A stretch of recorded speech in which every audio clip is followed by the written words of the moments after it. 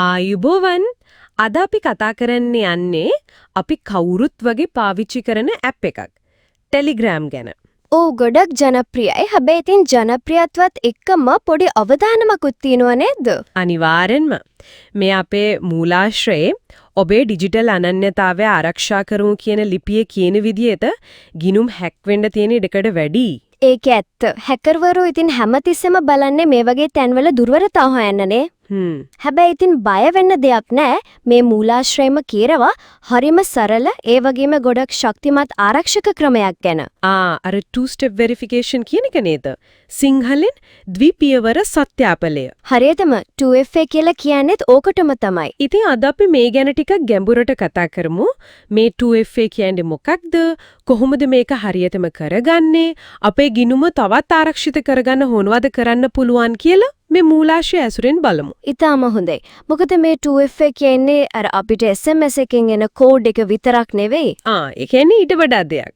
ඔව් හිතන්නකෝ කවුරු හරි ඔයාගේ SIM එක ක්ලෝන් කළා එහෙම නැත්නම් වෙන විදිහකින් අර ලොගින් කෝඩ් එක ගත්තා කියලා. 2FA දාලා තිබ්බොත් ඒ කෙනාට තව අමතර පාස්වර්ඩ් එක මුරපදයක් දෙන්න වෙනවා ගිණුමට ඇතුල් වෙන්න. ඒ කියන්නේ දෙවෙනි ආරක්ෂක තට්ටුවක් වගේ. අන්න හරි. ඒක තමයි මේකේ වැදගත්කම. එතකොට මේක අපේ ඩිජිටල් අනන්‍යතාවයට අමතර ආරක්ෂාවක් ගෙනවා. ඉතින් මේක ඇක්ටිවේට් කරගන්න එක අමාරුද කොහොමද කරන්නේ? කොහෙත්ම නෑ. හරිම ලේසි. මූලාශ්‍රයේ තියෙන විදිහට Telegram app එකේ settings වලට යන්න ඕන. හරි. එතන තියෙනවා privacy and security කියලා section එකක්. ඔව්. අනේ ඒක ඇතුලේ තියෙනවා 2 step verification කියලා option එකක්. ඒක තෝරලා set password දෙන්න. ශක්තිමත් password එකක් දෙන්න ඕන නේද? ඔව් මතක හිටින ඒ වගේම ටිකක් සංකීර්ණ එකක් දෙන එක හොඳයි. දීලා ආයිත් ඒකම දීලා confirm කරන්න ඕන. හරි. ඊට පස්සේ අර recovery email එකක් ගැනත් කියනව නේද? ඕ ඒක optional. ඒ කියන්නේ අත්‍යවශ්‍යම නෑ. හැබැයි දාන එක ගොඩක් හොඳයි වගේ. අනිවාර්යයෙන්ම මූලාශ්‍රයත් ඒක අවධාරණය කරනවා. මොකද අර අපි හදාගත්ත අමතර password එක අමතක වුණොත් එතකොට ගිණුමට යන්න බැරි වෙනවා. ඔව්. අන්න එතකොට මේ recovery email එකට පුළුවන් ඔයාට උදව් කරන්න. ඒකට එන කෝඩ් එක දීලා ගිණුම recover කරගන්න පුළුවන්. ඒක verify කරලා තියාගන්නත් ඕනේ කියනෝ නේද? ඔව්. email එක add කරාට පස්සේ Telegram එකෙන් verification code එකක් යවනවා ඒ email එකට. ඒක ඇප් එකට ඇතුළත් කරලා වෙරිෆයි කරගන්න ඕනේ. එතකොට තමයි වැඩේ සම්පූර්ණ. එතකොට ඒක නැතුව password එක අමතක වුණොත් නම් ඉතින් ගොඩක් වෙලාවට ගිණුමට ආයි යන්න බැරි වෙන්නම පුරුවා. ඒ නිසා recovery email එක ගොඩක් වැදගත්. මේ මූලාශ්‍රයේ අර ජීවන්ත කියලා කෙනෙක්ගේ අත්දැකීමකුත් තිබුණා නේද? එයාගේ ගිණුම හැක් වෙලා. ඔව් හැක් වෙලා පස්සේ තමයිලෝ එයා මේ 2FA දාලා තියෙන්නේ.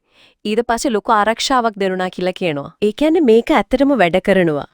ප්‍රායෝගිකව සාර්ථකයි. හැබැයි ඉතින් 2FA විතරක් මදි. තව පොඩි දේවල් ටිකකුත් තියෙනවා. අපි අවධානය දෙන්න ඕන. ඒ මොනවද?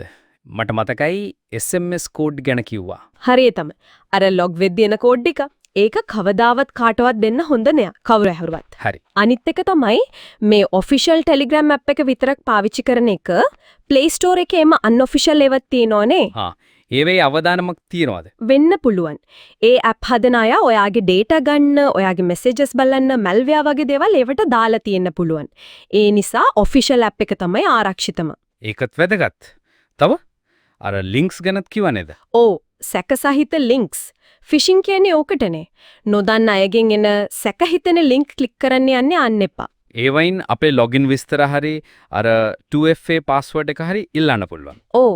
එහෙම ඉල්ලුවොත් ඒක අනිවාර්යම වංචාවක්. අනිත් කාරණා දෙක තමයි අර recovery email එක හරියට verify කරලා තියාගන්න එකයි Telegram app එක නිතරම update කරන එකයි. update කරන එකේ වාසිය මොකක්ද? හැම update එකකින්ම වගේ අලුත් features එකම ආරක්ෂාව සම්බන්ධ වැඩි දියුණු කිරීමන. ඉතින් අලුත්ම version එකේ තියාගන්න එක වැදගත්. ඒ කියන්නේ මේ ඔක්කොම එකට එකතු වුණාම තමයි නියම ආරක්ෂාව ලැබෙන්නේ. 2FA කියන්නේ දොරට දාන අමතර ලොක් එක වගේ නම්. අනික් ටික තමයි ජනෙල් වහනවා වටේට තාප්පයක් බඳින වගේ වැඩ. හරියටම. එකක්වත් අතපසු කරන්න හොඳ නෑ. ඔව් හැම පියවරක්ම වැදගත්. එහෙනම් අද කතා බහෙන් අපිට ගන්න තියෙන ප්‍රධානම දේ තමයි ප්‍රශ්නයක් එනකල් බලන් ඉන්නේ නැතුව කලින්ම මේ වගේ ආරක්ෂක පියවර ගන්න එක කොච්චර වැදගත්ද කියන එක. විශේෂයෙන්ම 2FA. ඒකනේ. මූලාශ්‍රයේ අන්තිමට කියන දේත් හරිම ප්‍රබලයි. ඔබේ ගිණුම හැක්වීම පෙර ආරක්ෂා වන්න. අදම ක්‍රියා කරන්න. ඇත්තටම හිතන්න ඕන කාරණයක්.